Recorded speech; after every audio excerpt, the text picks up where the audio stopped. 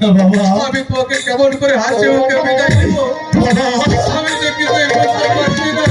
একটা বার যাবার বেলা আমার তোমার চরণ ধরে পায়েছি দেখবো কমান করে যেতে পারি বাবা।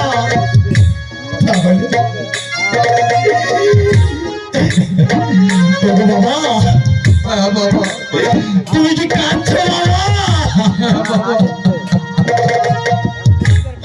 কাঁদছি তোমার সুখে তুমি যদি ওই বাড়িতে আমি কেমন করে থাকবো তুমি বলতে পারো?